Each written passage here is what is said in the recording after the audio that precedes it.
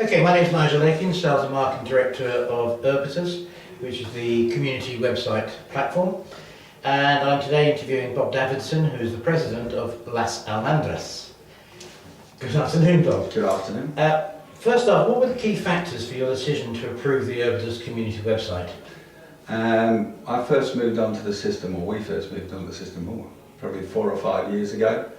Back then I was really looking for somewhere to store all the information and to be able to make it available to the existing owners, but also new owners. Yes. Back 4 or 5 years ago we had a regular flow of sales where new owners were coming in who didn't understand anything about how the community worked.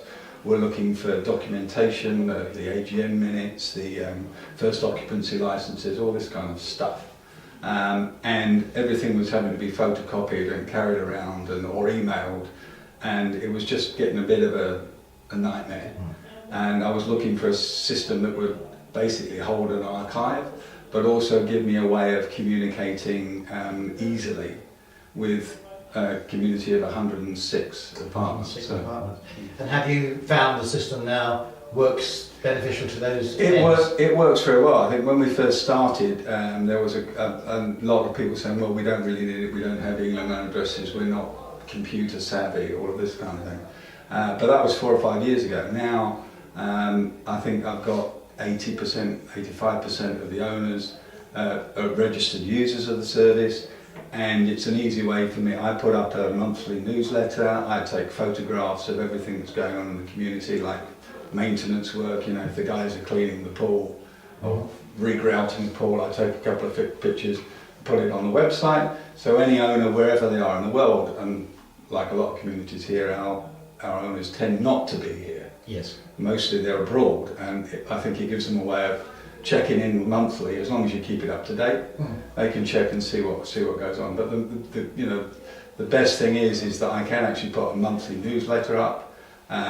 There's facilities to send 4 more newsletters where I can register as registered mail, so that I can see who's actually read the newsletter. So if I'm sending out invitations to the AGM or I'm sending out the budget information, I know for a fact now that when I send that information out, I get maybe 20, 30 users will read it that day, another 20 or 30 will see it in the next couple of days, and then of course it tails off.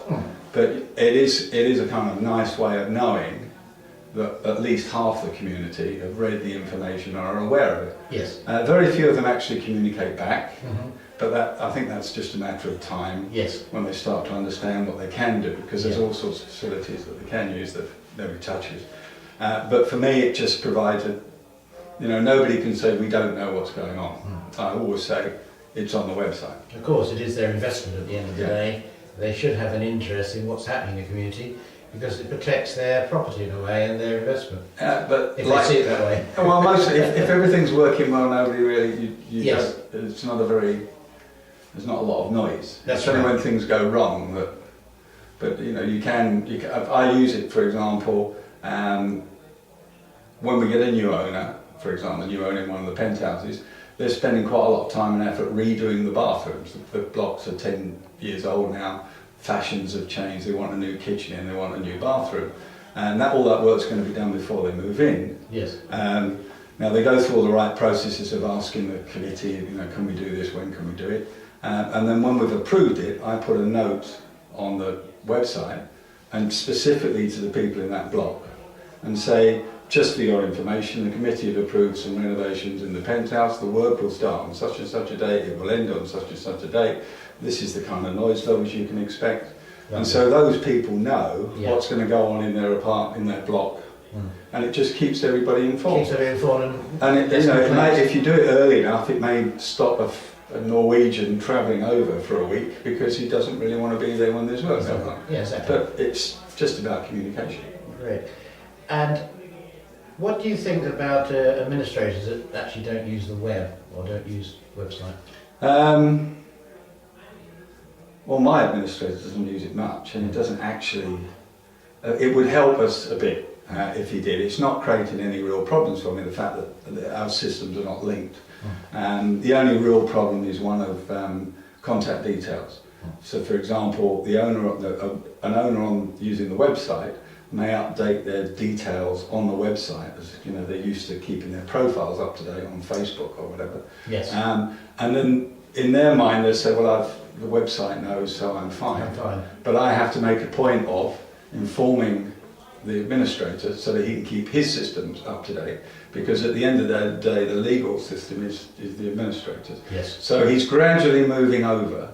Good. But it will happen. It does take a while. It's just it's a minor irritant at the moment, but I would like him to become more web friendly. Yeah. What do you think the major problems between administrators, owners and committees? Are there any? Do you think that there are? Well, the general, it's always just about communication. And from an owner's point of view, they don't really take most of them take no interest whatsoever until it's something that affects them personally. Yep. And it's usually a complaint. Yes. And then sometimes they don't really know where to go to. They don't know whether they should go to the administrator, whether they should go to the site manager, whether it's a committee matter. And so they get a bit lost. But you know, the website, I mean, I've got all of the structure of how we work and who to contact when things go wrong is all there in the frequently asked questions. You know, if my air conditioning unit fails, who should I talk to? Yeah. And we've got a list of people that they can go to and Yeah. how they should do things. But it's mostly just about communication. People not understanding how things work, people not understanding what's their responsibility and what isn't. If my pergola needs painting, is that a community issue or is it a private issue? Yeah. Again, you can use the website by putting frequently asked questions. My pergola needs painting. Who do I go to? And it'll be answered. Who pays? Yeah, who pays? Yeah. So, overall, would you recommend the community website to other communities? Oh yes, in fact I have. I've recommended to 2 or 3 friends at the golf club, and nobody's sort of come back to me saying you've made a mistake there, Bob. Because it actually does what it says it does. Yes. It's pretty easy to use. Yeah. And the thing I like about it is I can use it as something to help me in what I do, as I'm actually vice president these days, not president. Oh, that's right. But as it's, for the thing I like is I'm just, for example, writing the financial commentary for last year's accounts, and we spend a lot of money on maintenance. But what I can do in my commentary is refer to the website and say, we've redone the pergolas, we've regrouted pool 1, we've changed 2 garage doors. See the photo album, and on the website there's a photo album of maintenance work in 2013 that's got 30 or 40 photographs of the sort of work that we've been doing.